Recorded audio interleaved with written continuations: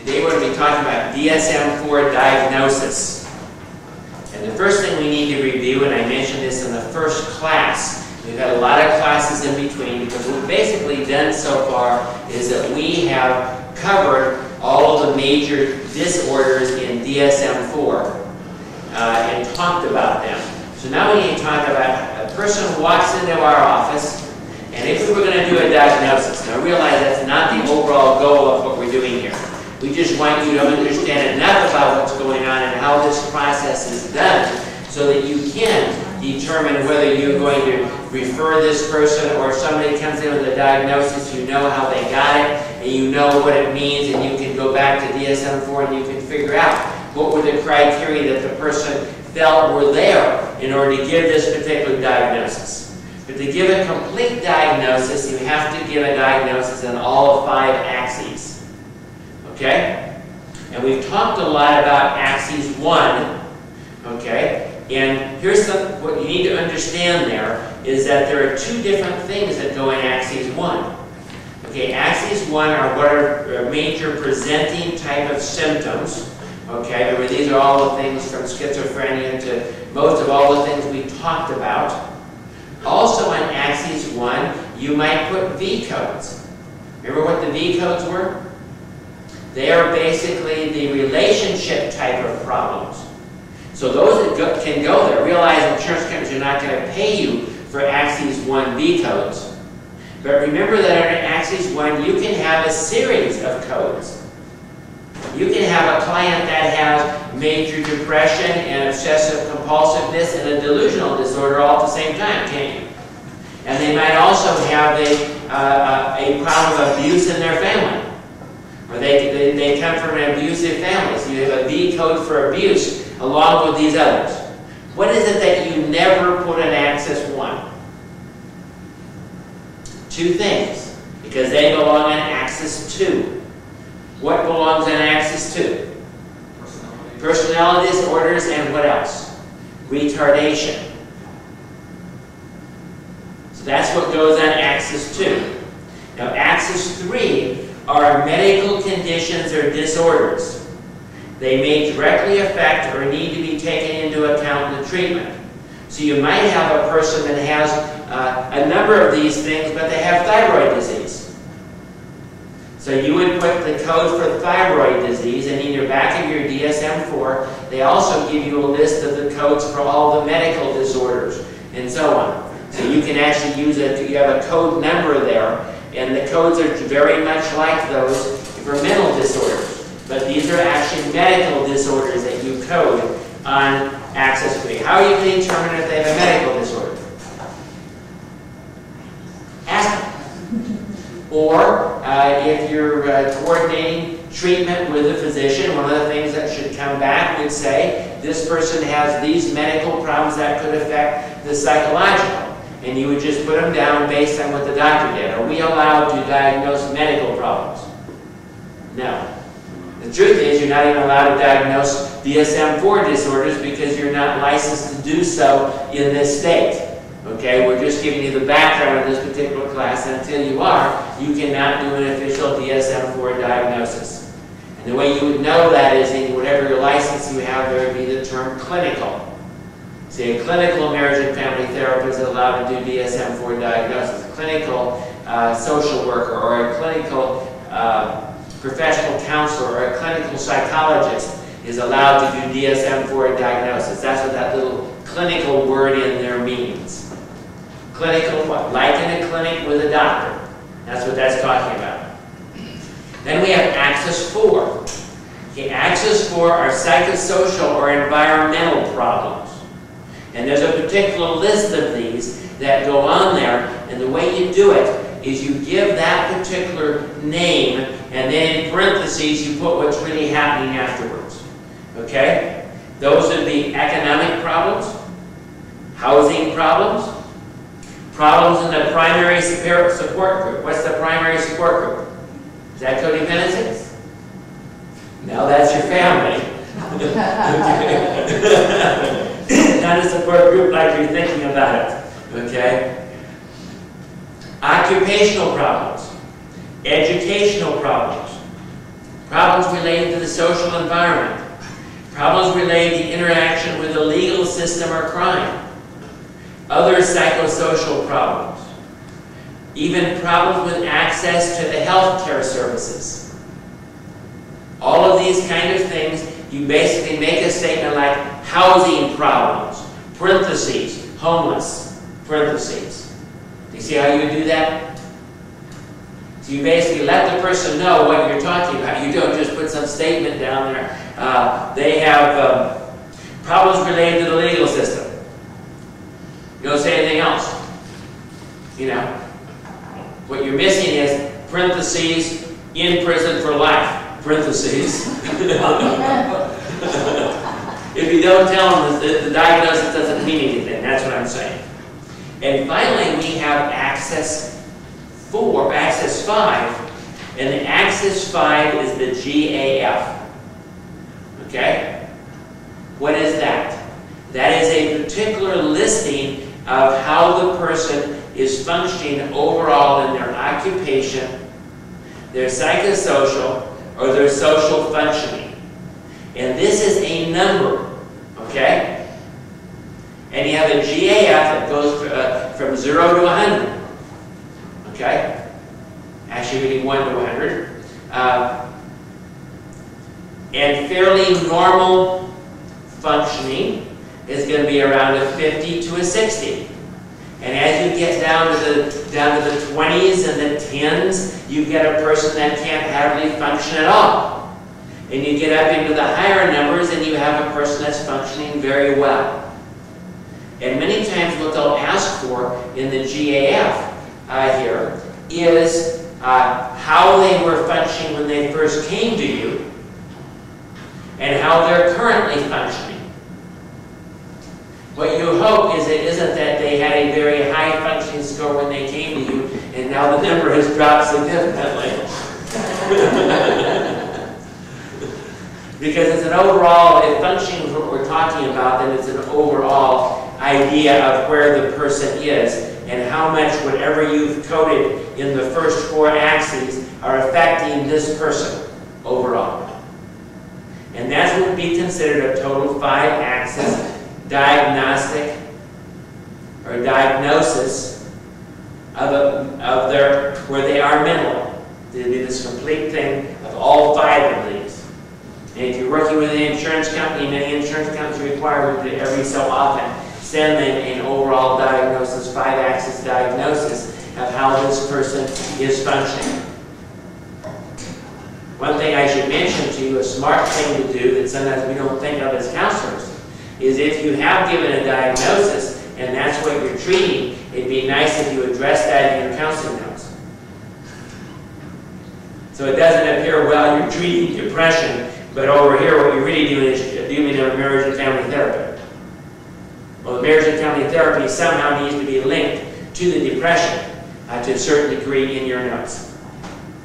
What are the principles for selecting diagnostic information? That's our next topic. Why? Certain information is going to be more important than other information because the way you're going to get the information for your diagnosis is what? An interview. You're going to be asking questions and you're going to be starting out with somebody who have no idea what their problem is usually, and you're going to try to hone this down by asking the right questions and come up with a complete 5-axis diagnosis here. So here are some of the overall principles of data. See, what data is more important than other data? Because are we going to ever get conflicting data and information? Sure, you're going to get a lot. The first principle, and these come out of DSM-IV Made Easy, so if you want to go and read them in there, you can read more about what we're talking about here. History is better than cross-sectional observation. Long-term is better than the current symptoms. Why? Well, I'll give you an example.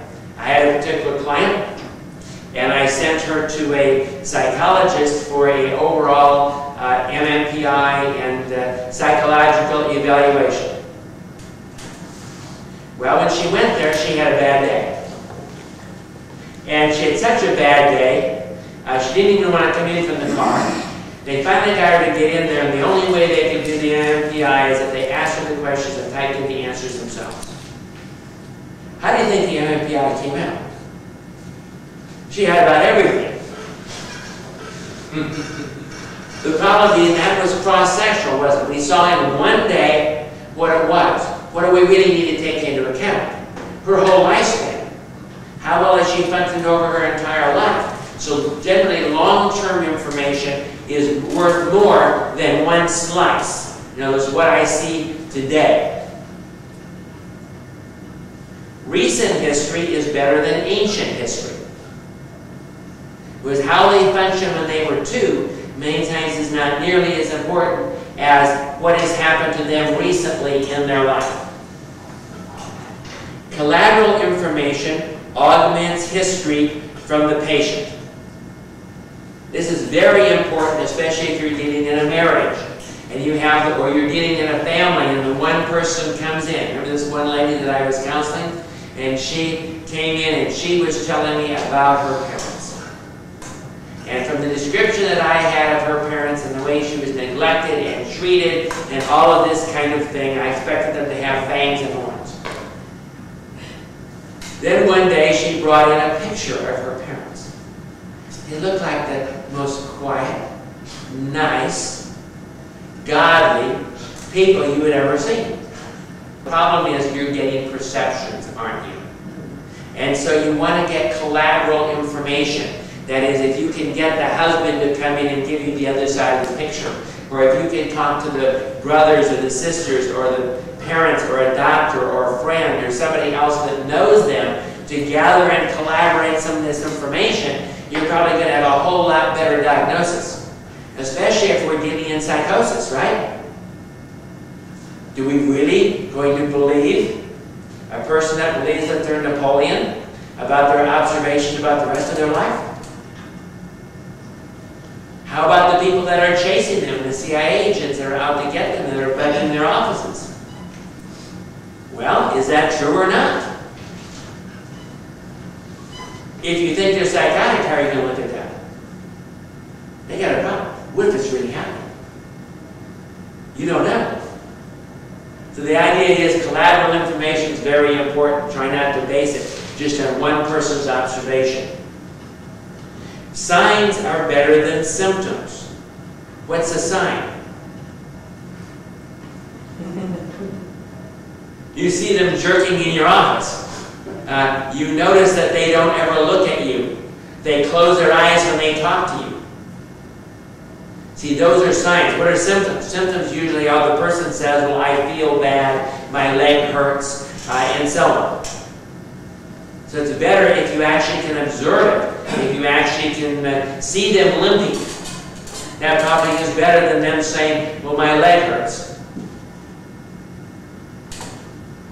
Because otherwise it can be distorted by their interpretation. Again, if they say it hurts, and they say it hurts really bad, well, how much is really bad? Depends on them. If they're hypochondriac, you know, they might get a little bruise. Somebody else that really deals with a lot of pain all the time, it might be really, really bad. Objective assessments are better than subjective judgments. Be wary of diagnosis based on hunches or intuition. Don't make the mistake that because this one looks like other clients you've seen just like this, that after they get 3 words out of their mouth, you already know what the diagnosis is, and all you're trying to do is gather evidence to support that diagnosis. Crisis-generated data are suspect. Have a person come in and they tell you, just had this a few months ago, had a lady come in, I asked her my 5 questions concerning how their marriage was. The answers I got were, neither of them believed the other one had their best interest in mind, neither of them believed that they were loved or respected. The marriage was about a 1 or a 2, and the sex life was about a 0 or a 1. see the husband several weeks later. Probably both have their best interest in mind. They probably do love each other, but maybe about 50% in there someplace. The marriage is at least a 5, and sex life is probably an 8. Then I have them both together, and I bring those two together, and what do I hear? I was just having a bad day when I saw it the first time. So you got to watch out that you're not just, things can be, sometimes you're going to need several sessions to do a decent diagnosis here, because especially ask them if they're in crisis. You know, what if they're just going to wring the other person's neck? That might greatly affect where their emotions are and what you're reading, and it might all be basically based on crisis, and the next week you see them, everything is fine. What happened to your diagnosis? Right. Yeah. Is it true or not? Diagnosis needs to be over more time than just one instant. Rules for formulating a rational diagnosis. That was gathering information. So let's talk about some ideas for making sure your diagnosis is rational. First, this is a very important one. Or disorders due to general medical condition or cognitive disorders preempt all other diagnoses that could produce the same symptoms. It's saying we have a priority of diagnosis, and if it's thyroid disease, and thyroid disease can produce these other symptoms, don't give them schizophrenia. Okay? You see what I'm saying? In other words, we assume that the medical is the primary diagnosis. Client I'm working with right now, she feels the primary thing is allergies, chemical-sensitive allergies. And we have all sorts of diagnoses that she's been given of delusional and obsessive-compulsive and all sorts of things. But if I was really going to give her a diagnosis, what would I have to do? I'd have to go the medical direction and say it's probably medically induced psychosis. Because I would give priority to the medical explanation over priority to other explanations for the same thing. Realize that's a very difficult one to sort out. How about cognitive? What cognitive disorders are we talking about? How about brain trauma? How about they've had a seizure? Or they're having seizures due to a stroke? Stuff that affects the mind. If the mind is not functioning, can it produce a lot of these symptoms? Of course. So the idea of the thing is that those are the ones we're going to say as primary over other ones. If we don't have those, then we're going to give other diagnoses. Try to explain the symptoms with the fewest diagnoses possible. See, instead of, as an example, putting in a major depressive disorder, dysphoria, with manic episodes, put bipolar. In other words, whatever combines all these symptoms together is a diagnosis you're trying to make here. You're not trying to make a adjustment disorder, some of the different pieces. So you want the ones that combine together the whole picture the best are the primary diagnosis that you're trying to make. Consider first disorders that have been present longer. If this person has had a problem with depression all of their life, but right now they're having a problem adjusting to a particular situation, should I consider major depression or should I consider adjustment disorder? Major depression, because it's longer. You see what I'm saying? Use family history as a guide. What if I have a problem and I'm trying to determine? Remember that schizophrenia and mood disorders many times are very easily confused. But I find that in this family they have a strong history of mood disorder and no schizophrenia. I'm probably going to look primarily at the mood disorder first. But what if they have a history of schizophrenia in this family and no mood disorder? See, history is going to help me sort out some of this stuff. If all fails, use the safest diagnosis. Now, what do we mean by safest? Most positive. A short-term psychotic disorder is a whole lot better diagnosis for recovery than catatonic schizophrenia. See the idea here? We're going to give them the most positive one. It might turn out that it's long-term and we have to change it later on, but you give the safest that you can. The idea is here. Now here's a listing of favorable, moderate, and least favorable. Okay? Favorable are like depressive disorder, bipolar 1, those are fairly favorable. Why? Good medicine, usually can live a pretty healthy life. Moderate, alcoholism, panic disorders, phobias, obsessive compulsive, anorexia, borderline. I wouldn't totally agree with all this, by the way. This is directly out of that book. I would really say I would give a much higher, better prognosis for what we're doing here for panic disorders, for phobias, than I would for borderline anytime. See what I'm saying? And even for alcoholism than I would for some of the borderline personality disorder. That's my own opinion. So you're going to, after experience, you're going to have an idea yourself of what we see treated more successfully here than we see some of these other things. Okay? Least would be schizophrenia, antisocial personality disorder, dementia due to HIV or Alzheimer's. What are we really saying? To what degree are these things treatable? Doesn't mean they can't be treated, but you look at that. Now, what's the frequency expectancy? Why would we want to know that? How often people have these? Well, what if, as an example, the frequency expectancy of something is very low, and 3/4 of all your clients have this diagnosis? What would that tell you? Maybe you're not looking at this thing right. I'll give you a very good example, and that is DID.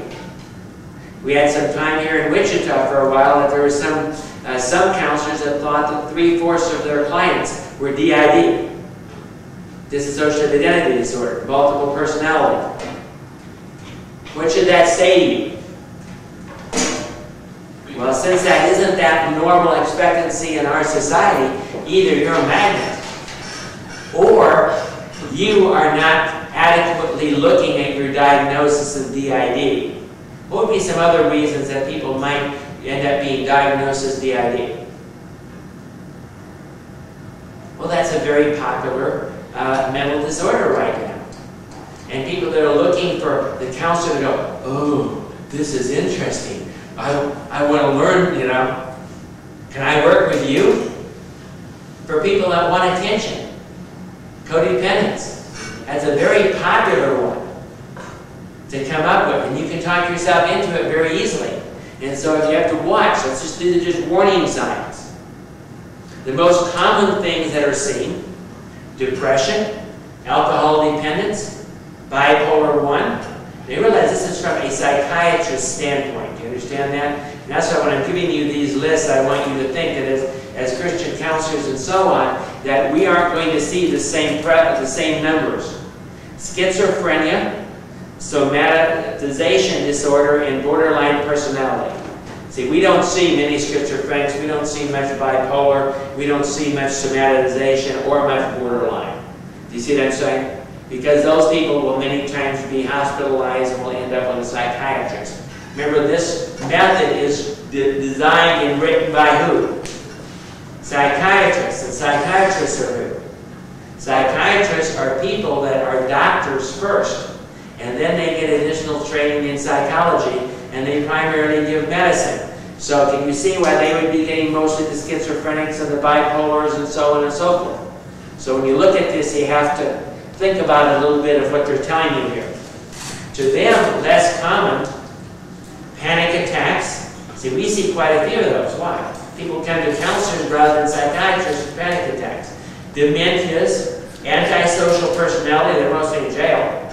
Obsessive compulsive, mental retardation, anorexia. That's less common. Rare.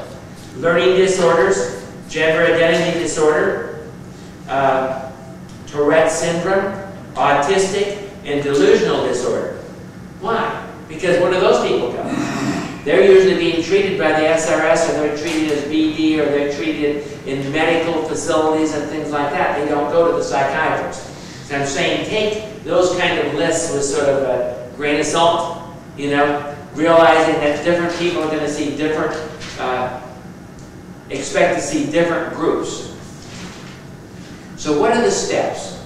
If I'm going to do a particular diagnosis, and I'm asking questions, what are the different kinds of questions that I need to be asking? First, I'm looking for symptoms, aren't I? If I'm following this method, I'm acting like a doctor, right? You come in and he says, what's wrong? Well, doctor, I've been feeling sick. Okay? What are the questions would a doctor ask? Okay, you're feeling sick. How sick do you feel? The strength, how the quality, how do you feel sick? Are you feeling sick to your stomach? Are you feeling sick in your head? How are you feeling? The duration, how long have you felt sick? How bad does it mean? Do we need to get you a stretcher to get you out of here? You know? Do we need to get you a wheelchair? How bad is this bite in your mouth? Can you still go to work? Can you still function? And then exclusions, okay? What is it? Okay, you're feeling sick to your stomach, but are you vomiting? I'm going to eliminate other things to hone this thing down and get an idea of what I'm really talking about. But let's say I don't have too much experience and I don't really remember and I really don't have this whole DSM-IV totally memorized at this point. What can I do? Well, in the back of DSM-IV, they have a section called Decision Trees for Differential Diagnosis. If you have the standard DSM-IV, it's on page 689, but there are different models. It's not in the Made Easy, I believe. If someone finds it Made Easy, please let me know, but I haven't found it in Made Easy. Okay, so you need a standard DSM-IV. Sort of like this one, okay? And in the back of that, I said 689. I just flipped to it to show you what they get an idea what they look like. Then we're going to talk about it here a little bit.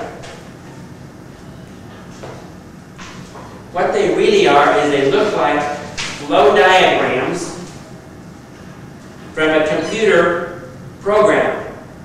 Okay? And what they do, I'm going to go through a couple to just show you how you use them, is simply by asking questions, you can determine what diagnosis you should give. Now these are broken up, and these are the ones that are available in DSM-IV. We have due to general medical condition, we have substance-related, psychotic disorders, mood disorders, anxiety disorders, and somatoform disorders. Those are the only ones that are in DSM-IV because those are the ones that are more confusing to try and figure out what direction I go.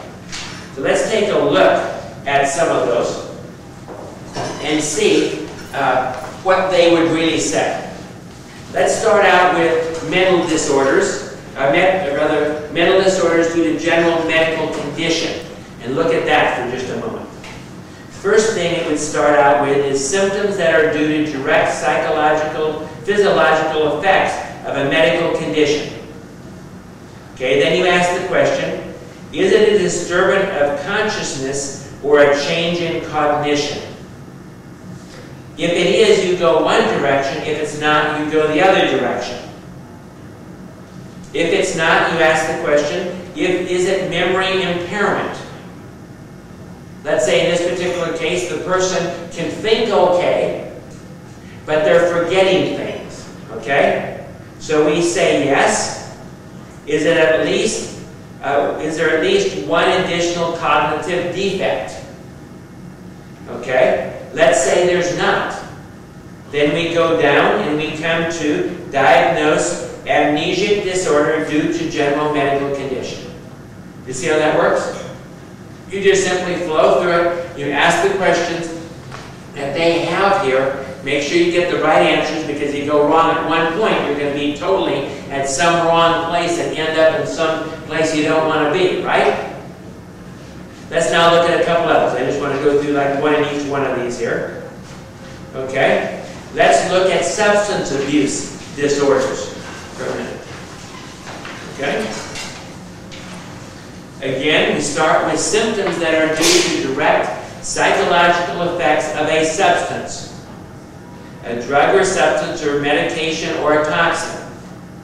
First question, a disturbance of consciousness and a change in cognition that are in excess of that usually seen in intoxication or withdrawal or that warrant independent clinical attention. Notice this does not lead to dependence or abuse diagnosis. This is if we're beyond that, we have something beyond the normal drug dependence or drug abuse that you would expect. This person has something weird going on here and we're trying to figure out what that is. Based on that question, let's say, no, it is not. Then we go to persistent memory impairment. If they have persistent memory impairment, do they have at least one cognitive defect?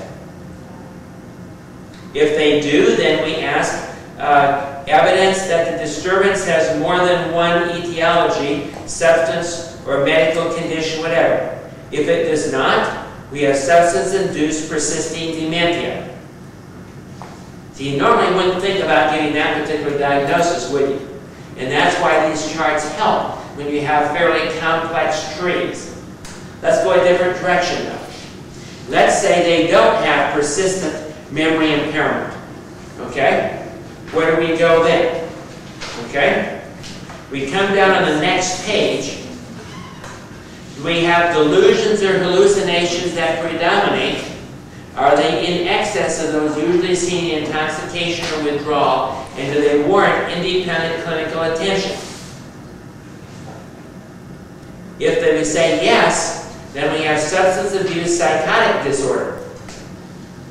If we say no, then we ask the question, is the if a mood disturbance predominates, is it in excess of that usually seen in intoxication or withdrawal and warrants independent clinical attention? If we say yes, we have a substance abuse mood disorder. You see how this works? We keep going down this whole thing. Do we have anxiety and panic attacks or obsessions? Or compulsions predominate in excess? Again, if we say yes, we have a substance-induced anxiety disorder. And we go right down the whole thing. Clinically significant sexual dysfunction, excessively due to substance. We have a substance-induced sexual dysfunction. So you go right down this whole list. When you get to the bottom, if you've gone no to everything, what do we end up with? No substance-induced disorder.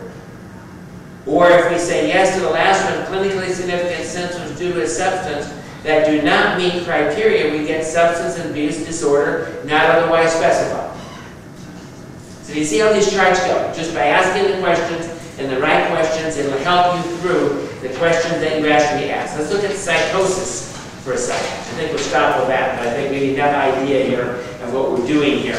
Okay? Because this is one that many times we get messed up on. And what I would suggest you do, if you're trying to do a diagnosis in these areas where we know, like the mood disorders and the schizophrenia is very close, check yourself with this chart. You think you already got your answer? Go to the chart and see. Maybe you'll come up with something different. They start out with delusions, hallucinations, disorganized speech, or grossly disorganized behavior. That's what you would have before you get to this chart. Are they due to direct physiological effects of a general medical condition? If no, due to direct physiological effects of substance abuse. If no, if any of these are, you're going to branch off and go to these other areas. Symptoms of active phase of schizophrenia lasting at least 1 month. See, on here, they're going to put those different time frames in here for you to ask you those questions. Okay, if no, then we go to the next page. But let's go yes here.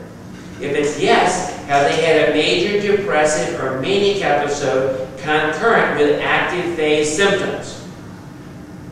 If no, is the duration at least 6 months? If yes, you have schizophrenia. If the answer is yes, is the total duration of the mood episodes has been a brief relative to the duration of the active residual periods.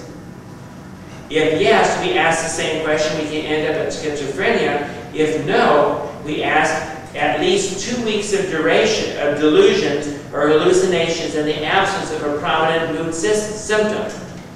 If yes, we end up at schizoaffective disorder. If no, we end up at a mood disorder. So you see, that one's pretty based on how long these different things are. That's how you sort out the difference between the schizophrenia and the mood disorder. So I would strongly suggest, unless you have this very well memorized and all these numbers and everything, that you go to a chart like this, especially if you're dealing with mood disorder or schizophrenia.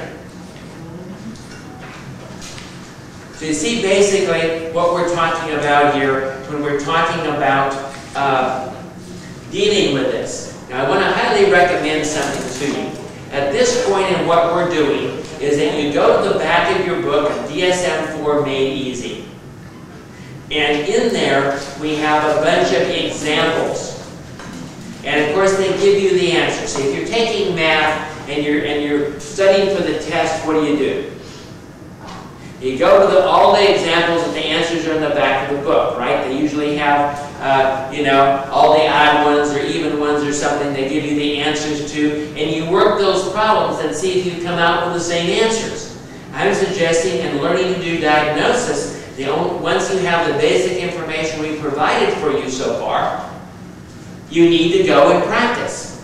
So take the book like DSM-IV Made Easy or one of the other, there are many books out on the market that do that, and go through and look at the examples and don't let yourself know what the answer is or what you're really dealing with, and see if you come out with the correct DSM-IV diagnosis that you're dealing with. One last thing I want to mention. What do you do when you have something that's pretty close but isn't exactly there? The answer is you go best on your base judgment. This is not a legalistic system. In other words, if you really believe, if it's very close, and let's say, well, it was, we needed a month here, but they've only had it for 3 weeks. See, you go to legalism judge, no, we can't give that diagnosis. No, this method was made for you as the clinician to try and determine what's really going on here. Okay? It's not a legalistic system. You are the one that is to make the judgment. Remember, these are just guidelines for making judgments. These are not hard and fact legalistic things. These are a tool to help you reach a judgment as to what this means. You see what I'm saying? Okay? Don't let the system run you. You use the system. And that's very important. It's a basic understanding of using the diagnosis from DSM-IV. How do we tie all this stuff in with the Bible or within recovery movement and all that kind of stuff? We're going to do that next session.